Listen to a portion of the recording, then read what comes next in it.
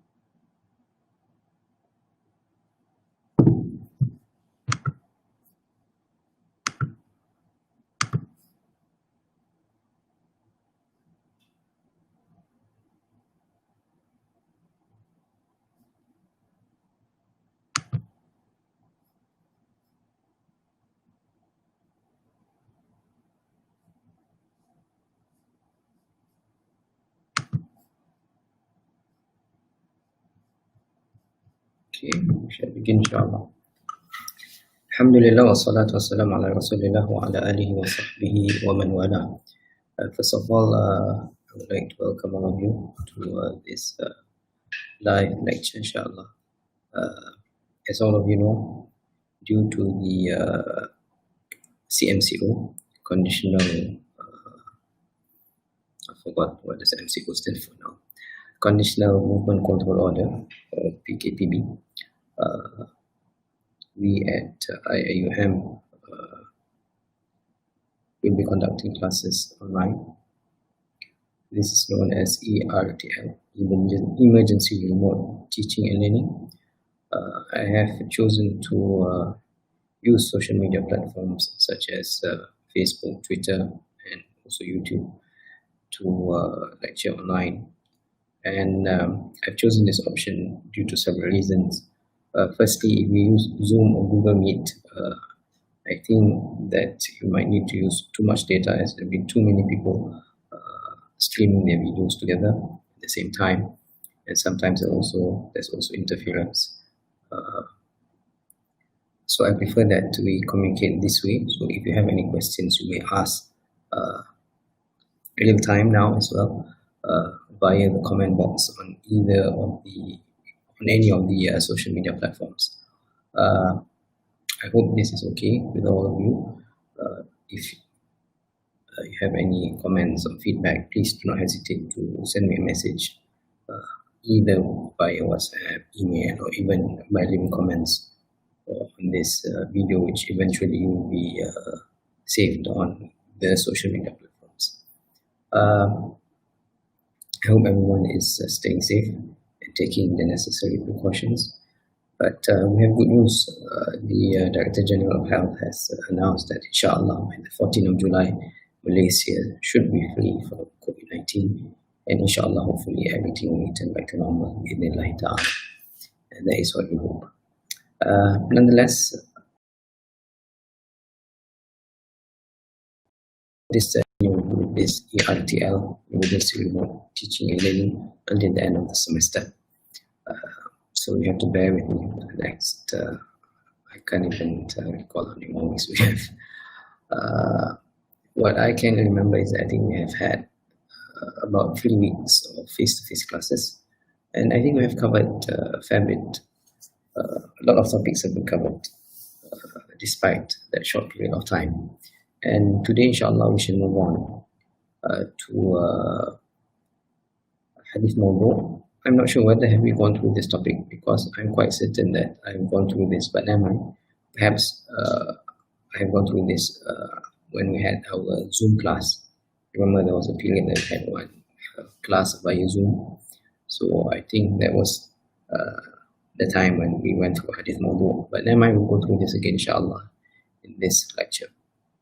Another thing is that I would like to suggest or propose that we have only one such session per section per week. So for today, it's a combination of, I mean, I invited both sections 5 and 6, to view this lecture, this live lecture together. But moving forward, inshallah, I will make it alternate. For example, if on Tuesday, I will have my classes at 4 o'clock, and then on Thursday, my session will be at 5 o'clock. So that will allow students from either of the sections who might have clashes to also view this lecture live. But anyway, we will decide, because we will start synchronous lectures or teaching and learning formally beginning on the 15th of June, inshallah. And this is only a trial period whereby we would like to collect feedback. One thing about YouTube, you can also choose the quality of the video. So if you would like to use less data, then you can use a lesser quality. But inshallah, hopefully you won't compromise what I'm trying to deliver, inshallah. Okay, we shall begin.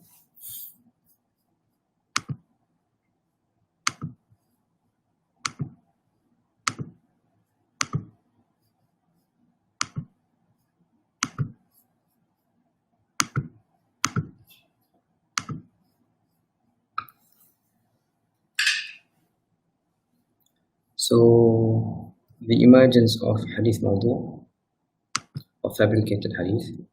So we have gone through hadith, the classification of hadith based on the number of transmitters.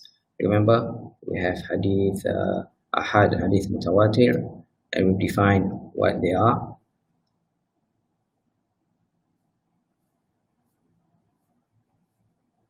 So the various categories of hadith ahad here. So we've gone through this. Inshallah, I don't think we need to recap because this is quite basic. So we shall move on to hadith mawdu, which I'm sure some of you have gone through, and the slides also are available on my ta'aleem, so I hope you have gone through the slides as well. So there is a warning from the Prophet sallallahu alaihi wasallam here, in which the Prophet sallallahu alaihi wasallam has said, God makes, sorry, this is not the warning comes in the hadith. So in this hadith, the Prophet sallallahu alaihi wasallam explains that Allah subhanahu wa ta'ala makes radiant those who heard our article, maqalati, recognize it, safeguard it, and transmit it to others.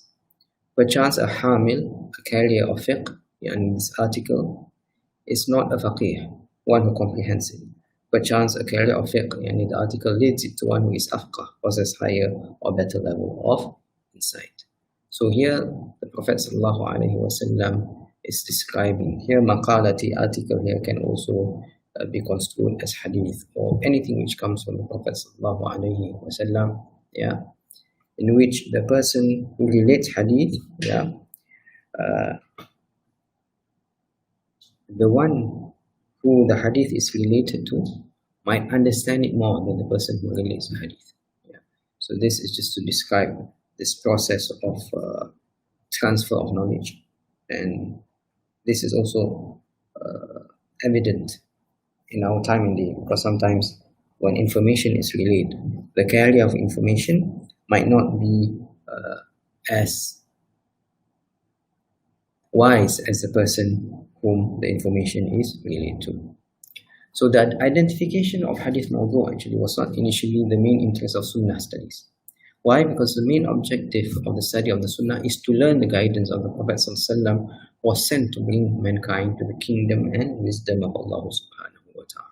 So initially, hadith mawdu was not part and parcel of sunnah studies. However, then, as we will see, what are the factors which contributed to the fabrication of hadith.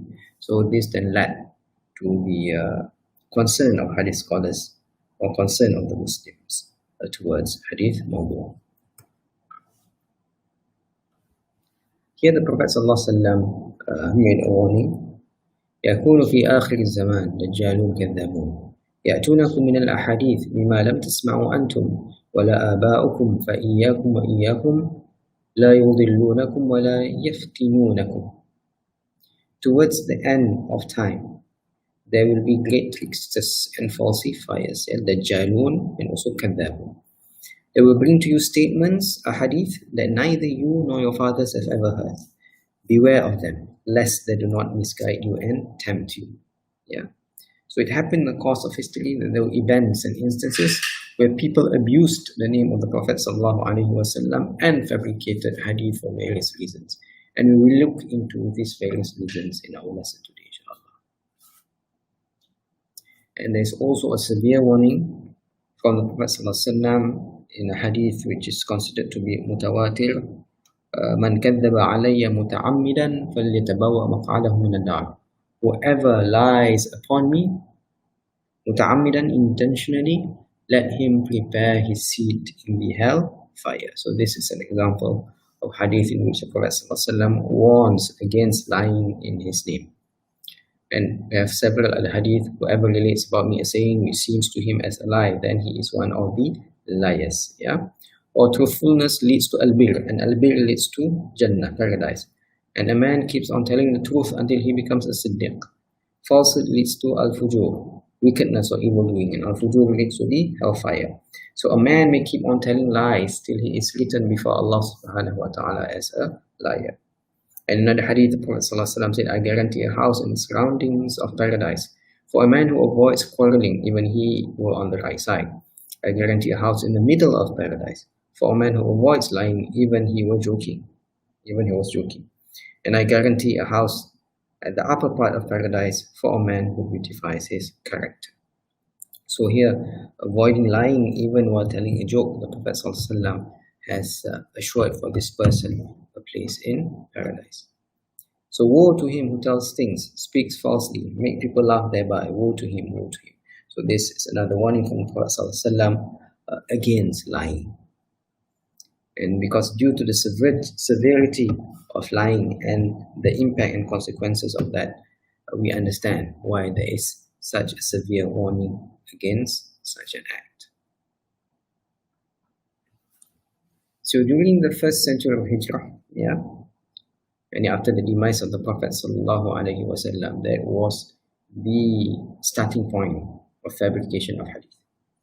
And the main reason or the main factor which contributed to the fabrication of hadith during this time was political-theological conflicts. As we all know, after the death of Uthman radiallahu anhu, there was a conflict between Muslims within the supporters of Ali and Muawiyah, and then it was from there whereby the Shia then emerged. So it was during this time that people started fabricating hadith of the Prophet sallallahu alaihi wasallam. And then we move on to the second century after Hijrah, whereby due to Islamic liberations, meaning that there were many non-Arabs who embraced Islam, due to the liberation of lands, that also caused certain social cultural conflicts which led to the fabrication of hadith. And then, as we will see in the next few slides, due to overzealous devotion and asceticism, also some well-intentioned people fabricated hadith because they saw, for example, people were busying themselves with matters other than studying of the Quran. So they started fabricating hadith on the virtues of the Quran, for example. And we will see also that Zandaqah and classical atheism also contributed to the fabrication of hadith. And personal interest and popular preachers also, for example, because this was the time when the madhab emerged, the madahib, especially when it comes to fiqh. So fanaticism, although a school of legal thought, also contributed to the fabrication of hadith. So it was during the first 3 centuries after Hijrah that fabrication of hadith basically emerged due to these various factors. We first look at this factor, political-theological conflicts. So we have here some political, I won't say parties, but political groups, or those who are inclined towards certain political thoughts, after the demise of the Prophet sallallahu alaihi wasallam. Yeah. So there are those who are known as the Nasiba, yeah, who opposed the Prophet sallallahu alaihi wasallam's household, and those who cursed his family and committed acts of cruelty against the Prophet sallallahu alaihi wasallam's family. And there were also among those who are known as Rafidah, yeah, and there are those who are in favor of Ali and rejected the legitimacy of Abu Bakr and Umar as the Khalifs. And then we have the Bakriya, the proponents of Abu Bakr's Caliphate, and we have the Uthmaniyah, the proponents of Uthman's Caliphate and his legacy in the Umayyad Empire. And then we have Umayyah, the proponents of Muawiyah and his descendants, and also the Kaysaniyah, those who campaigned for the ruling of Muhammad ibn al-Hanafiyyah. So these are just some examples of political groups which emerged after the death of the Prophet sallallahu alaihi wasallam. Because as we know, the Prophet sallallahu alaihi wasallam was not only a prophet, but he was the leader of the community at that time. So naturally, after his demise, they had to appoint someone to lead the community, and as such, as even in our day and age, as we can see, there will always be conflicts when it involves matters related to leadership or related to politics. So these were some of the political groups which emerged after the demise of the Prophet sallallahu alaihi wasallam. So the opponents of Muawiyah, for example, fabricated this hadith in which they said the Prophet, or they alleged the Prophet sallallahu alaihi wasallam said, "If you see Muawiyah on my pulpit, kill him." Yeah. And then the supporters of Muawiyah will then retaliate and also fabricate a hadith in which they alleged the Prophet to have said, "The trusted ones are three, I, and Muhammad, Jibril, and Muawiyah." And then we have the Bakriya who supported the Khilafah of Abu Bakr as-Siddiq after the demise of the Prophet ﷺ, who fabricated this hadith, "Be happy, O Abu Bakr. The one who prepares the water for your wudu is Jibril. The one who prepares the towel is Mikael. And the one who holds your leg till you reach the place of worship is Israfil." And Al-Khalil narrated that a scholar of hadith once said, "I have figured out that the people of Kufa had forged more than 300,000 hadith on the virtue of Ali and his household." So up to 300,000 hadith it is said to be fabricated on the virtue of Ali ibn Abi Talib, as we mentioned just now, the Rafidah, the supporters of Ali. So this group fabricated up to 300,000 hadith. So it was not the fault of Ali, Abu Bakr. These figures were free from such sin, but it was their followers, those who were their fanatics, who fabricated this hadith, or fabricated a hadith to support their political inclinations.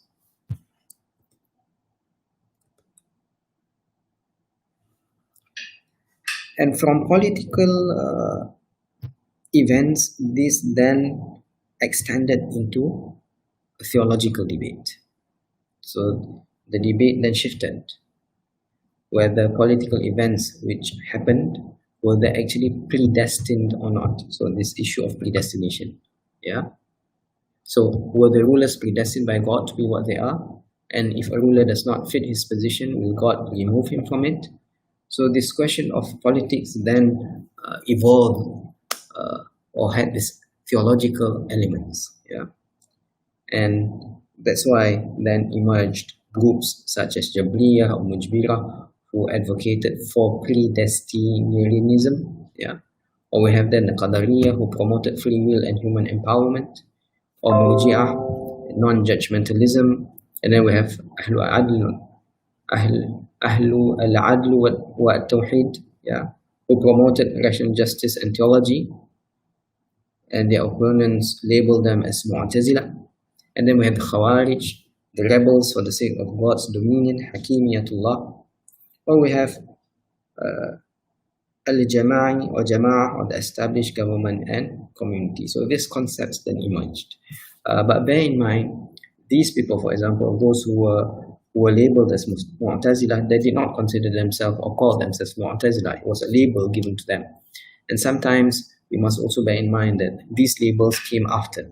Yeah, and as such, those uh, those labels sometimes, to me, sometimes a bit fluid, because a person might have some elements of Jabriya, Qadariya, Murji'a. I mean, one particular individual might have all these elements within his thoughts, yeah, within his beliefs, and it's difficult sometimes to categorize a person whether he is from this particular political theological, I would say, school or group. Yeah. So from politics, then the element of theology crept in, and these are some of the examples of classical political theological views. And due to this, there are various fabricated hadith which emerged. So for example, here, the hadith, two groups in my community that will not receive any good reward in Islam is the Murji'ah and the Qadariyah. When in fact, these groups did not even exist in time of Prophet Sallallahu Alaihi Wasallam. So how could the Prophet Sallallahu Alaihi Wasallam actually say this hadith, or how could it be a hadith from the Prophet Sallallahu Alaihi Wasallam?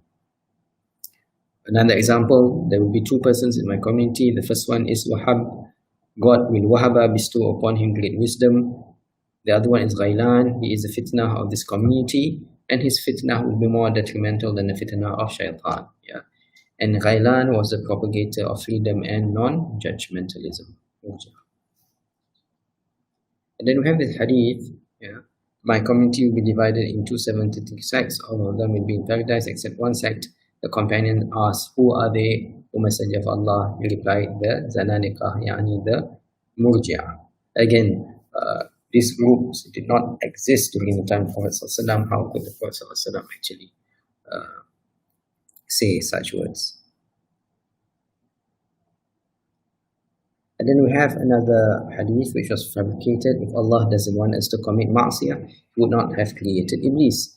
So this is the propagated idea, yeah, whereby it is said that, oh, why did we commit ma'siyah? I mean, it's predestined for us to commit. So, what are the role, or what is the role of free will then? Another example, the iman is to the heart as the mountain is to the earth. The increase of iman is kufr, and the decrease of it is infidelity. So the propagated idea, which is conveyed through this fabricated hadith, that human are given free will, ma'asiyah does not harm iman, and iman will not increase or decrease. It is a matter of the inside, not the outside. So because they wanted to propagate this idea, then they fabricated this hadith in the name of the Prophet Sallallahu Alaihi Wasallam. And then we have another hadith. Iman involves both speech and action. It can increase and decrease occasionally. This is in response to the previous hadith which we have mentioned. So sometimes when a hadith is fabricated, then another group would counter-react with another fabricated hadith, and this would go on and on and on. So that is one factor, political theological conflicts, which led to the fabrication of hadith. And all of them fabricated hadith because they wanted legitimacy. They wanted to validate their views, their opinions, and because they knew that the Prophet Sallallahu Alaihi Wasallam's words had weight, yeah. So that is why they fabricated hadith, to support or to validate their views. Now we move on to the second factor, which is socio-cultural conflicts. Yeah, as I mentioned just now, due to the liberation of lands and also many non-Arabs embracing Islam, yeah, this caused some socio-cultural conflicts, which also led to the fabrication of hadith of the Prophet Sallallahu Alaihi Wasallam.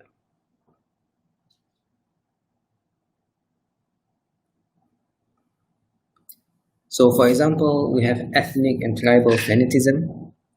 For example, here we have this fabricated hadith by Yahya ibn Abi Sulaiman al-Madini, who made up the hadith, move away the black people from me. Yeah, move away the Sudanese or black people from me. Yeah. And how could the Prophet ﷺ actually say such a thing when the history of the Prophet ﷺ proves that he did not discriminate between the whites, between the blacks, between the Arabs, between the non-Arabs. The Prophet ﷺ did not discriminate against anyone based on color, based on tribes. Such was not the attitude of the Prophet ﷺ. In fact, the Prophet ﷺ was against such racism, and this is evident in many of the hadith of the Prophet ﷺ. And then we have another example here, Hilal bin Abdul Rahman al-Hanafi, who made up the hadith. May Allah abandon his blessings from so and so for his hatred towards the Quraysh. Naturally, some people might not like a certain tribe, but it does not go to the extent which warrants for the Prophet ﷺ to issue such a statement. And then we have nationalism and patriotism. So for example, here we have an example of fabricated hadith. Muhammad bin Abdul Rahman al-Baylamani, who made up the hadith, the best ribat, border outpost, is the border outpost of Jeddah. Because he might have a certain affiliation towards Jeddah, and he wanted Jeddah to have a certain virtue, so he fabricated this hadith. And then we have another example here, Ahmad bin Kinana al-Shami, who made up the hadith. If Iman is lost from this world, it will be found in the heart of Sham, the heart of Georgia. Because he was a nationalist in that sense, where Sham was very close to his heart. And due to that, he fabricated this hadith. Then we have also fanaticism over language, whether it be Arabic, Persian, Bukhari, or Khuzi. So here we have Yahya ibn Bright, who made up the hadith, loved the Arabic language for 3 reasons. Because I'm an Arab, the Quran is in Arabic, and the language of the denizens of paradise is Arabic. So this is a fabricated hadith, which sometimes we might have heard. It's quite popular, this hadith. And another fabricated hadith in relation to this is Ismail ibn Ziyad as-Sukuni, who made up the hadith. The most hateful language to Allah is Persian. Khuzi, the language of Khuzistan, used by kings in domestic occupations, is the language of Shaitan. Bukhari is the language of the denizens of hellfire, and Arabic is the language of the denizens of paradise. How could one be discriminated just due to language? So this again is a fabricated hadith.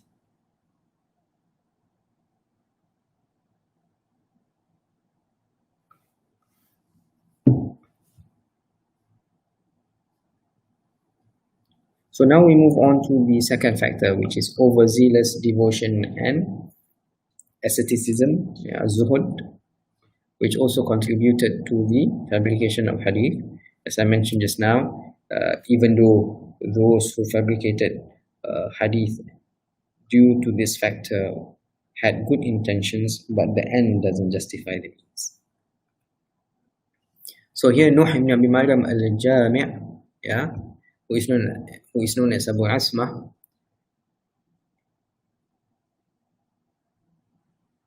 he fabricated hadith, and he tried to justify it.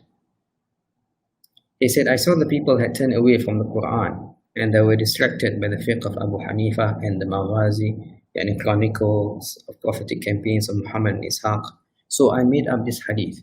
What hadith? The virtues of the Quran, surah by surah. Hoping that God will reward me upon this.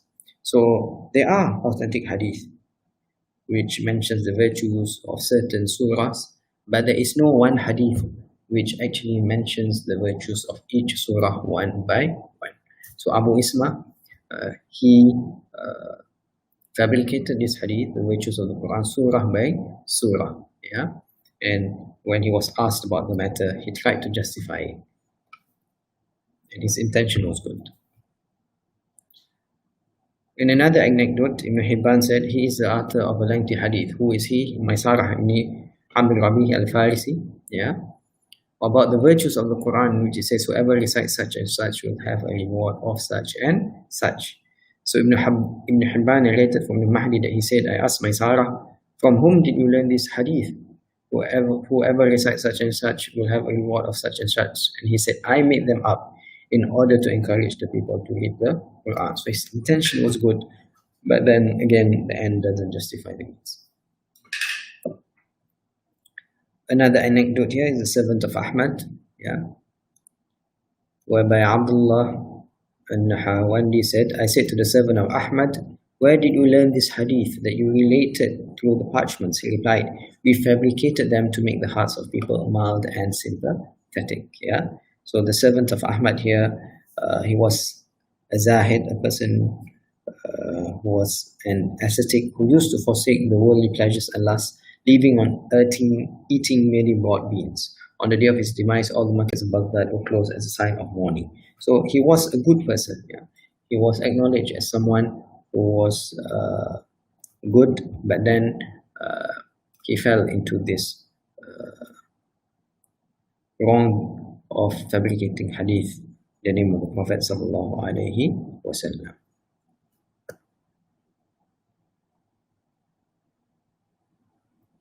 Another factor which contributed to the fabrication of hadith is zanadaqah and classical atheism, which crept in. And as we will see, the hadith which were fabricated actually is quite bizarre. So we have the Majus. I'm quite certain that you're quite familiar with this term. So the Majus are basically Majusi, or in English Magi, a term used since at least the 4th century before Christ to denote the follower of Zoroaster, or rather a follower of what the Hellenistic world associated Zoroaster with, which was the ability to read the stars and manipulate the fate that the stars foretold. The meaning prior to Hellenistic period is uncertain. So this is just background knowledge about Majus. So Zoroastrianism is a religion founded in ancient times by the prophet Zarathustra, known to the Greeks as Zoroaster. And Zoroastrianism was in fact the dominant world religion during the Persian empires from 559 before Christ to 651 after Christ, and was the most powerful world religion at the time of Jesus. And it had major influence on other religions, and it is still practiced worldwide, especially in Iran and India. The number of followers, I don't think is many. But it was once a predominant religion. So we have the Avesta, which is a primary collection of sacred texts of Zoroastrianism, and then the Sharh, the commentaries of that is known as Zend or Zend. So Zend or Zend then evolved into what we know as Zindiq in Arabic, or Zindiq in Malay. So Zindiq is a person who embraces Islam but secretly holds the belief of Zoroastrianism. So are they considered to be munafiq? So munafiq is a more general term. A Zindiq is more specific because they hold the beliefs of Zoroastrianism, although they professed being a Muslim. So Hamad ibn Zayd said the Zanadiqa have fabricated 14,000 traditions, 14,000 hadith they have fabricated. So when Abdul Karim ibn Ali al-Auja was to be beheaded, he said, I fabricated for you 4,000 hadith, forbidding in them the halal and deeming lawful the haram. So these are samples of the hadith which were fabricated, which had roots in Zoroastrianism. So when God desired to create himself, he made the horse run and let it perspire, and out of this perspiration he created himself. Even reading this hadith, it doesn't make sense. God created the angels from the hairs of his armpits and chest. Again, I don't know how one would fabricate this hadith, but trying to understand the context in the past, I'm sure this is related to some of the beliefs of Zoroastrianism. God's eyes were sore, the angels came to pay him a visit. Also, this does not make sense. And I saw God in my dream. He was a handsome young man with long hair. He wore a green garment and had his feet. Again, these are fabricated hadith by those who are known as Zindiqs. Those who help with Zoroastrianism beliefs by cause some fraud.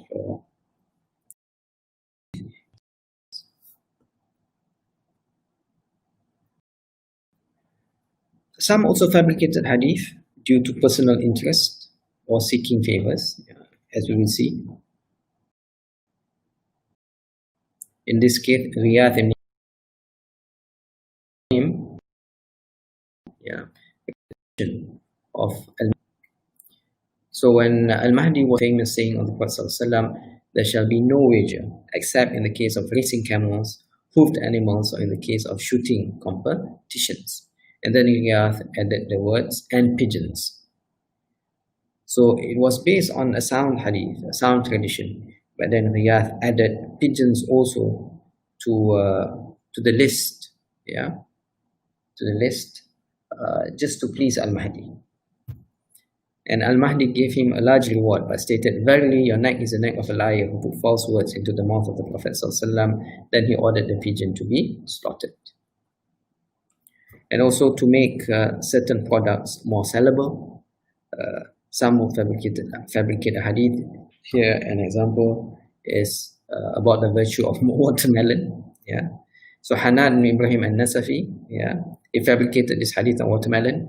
It was the food consumed by Adam in paradise. Iblis said, "I fear that none of his children will stay with me in the hellfire, for Allah has blessed melons and whoever tasted them. How could a blessed person be in the hellfire?"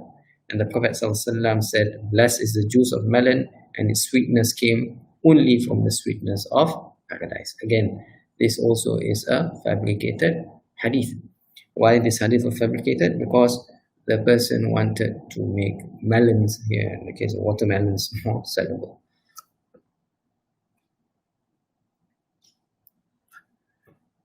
And here we have another example. Muhammad bin Abdul Malik al-Ansari, he was a blind man. He was a blind man. And he fabricated this hadith: whoever assists a blind man 40 steps, Allah will guarantee for him a place in paradise. Because it was in his personal interest that people assisted the blind. So he fabricated this hadith. And then we have another example. Here's Sa'ad bin Tarif al-Iskaf, who found that his son was beaten by a teacher at the school. He immediately proclaimed, Ikrimah narrated to me in Abbas radiallahu anhu, heard the Prophet once said, "Teachers are the worst amongst the people, for they don't have mercy upon the orphans and they are always harsh towards the needy." Why? Because he was unhappy with the teacher who punished his son. Then he fabricated this hadith. Now we have another example. Abdullah ibn Atta al-Ibrahimi, who was a teacher who made up the hadith, give zakat and give it to the people of knowledge, yani a teacher, because it was in his personal interest to receive zakat. Well, when in fact we know who are the asnaf, and teachers are not included unless they qualify due to other reasons. So we have in this book by Jonathan P. Berkey, about popular preaching and religious authority in the medieval Islamic Near East, which might be of interest. And these are some of examples of fabricated or non-authentic hadith. He who cuts his nails on Saturday will be spared from illness, and he who cuts his nails on Sunday will have poverty taken away from him. What does this have to do with if you cut your nails on a certain day, what effect does it have? I mean, even logically, if one comes across this hadith, it would make him think, did the Prophet ﷺ actually say this? Another example is here, "O Ali, in the night of Isra, when I was taken up to the sky, I saw some woman of my nation suffering from some types of torture. Therefore I wept because of the severe torture. I saw a woman who was hanging from her hair and her brain was boiling. As for the woman who was hanging from her hair, she did not cover her hair from men." Again, this is an example of non-authentic hadith in relation to awrah. So in relation to the punishment for exposing one's awrah. Another factor which led to the fabrication of hadith is fanaticism over a guru or school of legal thought. As we mentioned just now, the emergence of the fiqh school of thoughts during the mid to late 2nd century after Hijrah. Yeah. So because there were people who were fanatics, yeah, of certain gurus or certain madhabs, they fabricated hadith to support their guru, yeah, to support their teacher in a sense. So for example, here there shall be a man in my ummah called Muhammad bin Idris who will be more detrimental to my ummah than Iblis. This hadith was fabricated by the opponents of Ash-Shafi'i, Muhammad ibn Idris Ash-Shafi'i. Or there shall be among my ummah a man called Abu Hanifa, who is verily the beacon for my ummah. So this hadith clearly was fabricated by the supporters of Abu Hanifa. While making wudu, to rinse the mouth and sniff the water into the nose 3 times. So this hadith was made up by Barakah al-Halabi to support the position of his mazhab, or the mazhab he was associated with. Or whoever says every line iqamah once, he is not from us. He should say every line twice. Yeah. And this was made up to support the position, in this case, of the Hanafi madhab, who, when they pronounce the iqamah, they would pronounce it twice rather than one.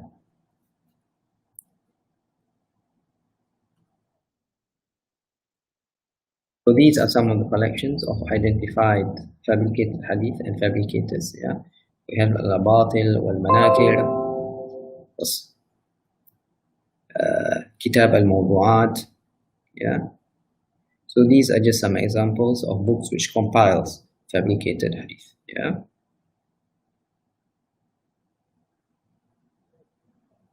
تذكيرها الموضوعات المنار المنيف الصحيح الضعيف. These are just some examples of compilations of fabricated hadith.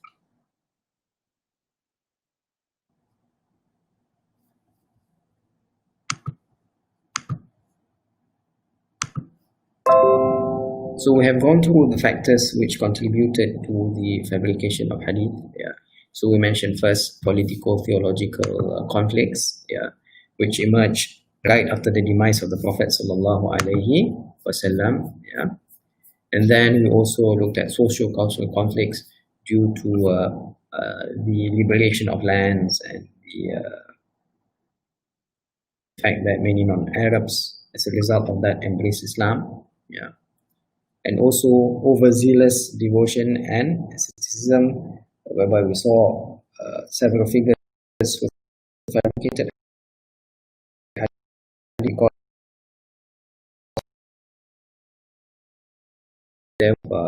the virtues, surah of the Quran, the people to and there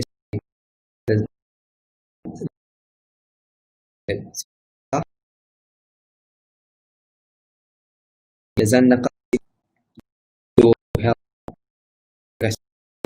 Islam.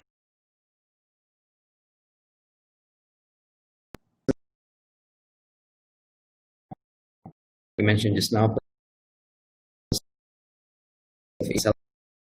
also the world, yeah, towards not only the position issues over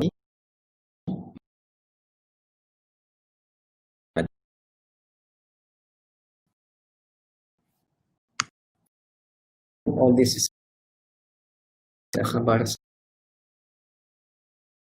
somewhere that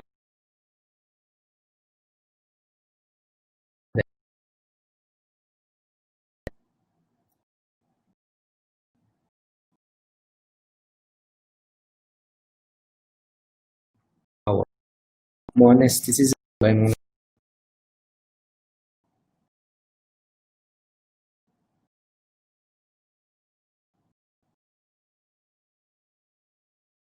to monastery to wisdom. Monks and isolated, so promoted, sanctioned by Islam. Yeah. Right. And in fact, the Prophet ﷺ even encouraged us to be with society. There might be certain period by,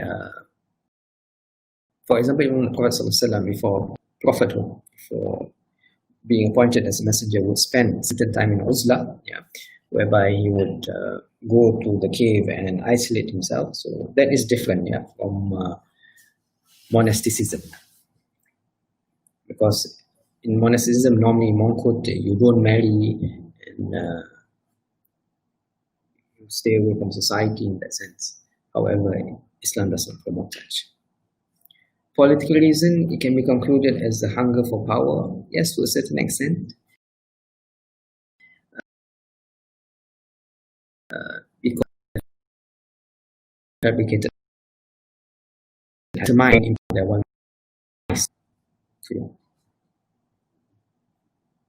Okay, I think I can stop. It's already 44. So inshallah, we shall continue. Our next class will be, I'll keep you posted via Twitter and Facebook and also WhatsApp informing you of when our next class is. أقول قولي هذا واستغفر الله العظيم لي ولكم. السلام عليكم ورحمة الله وبركاته. Stay safe.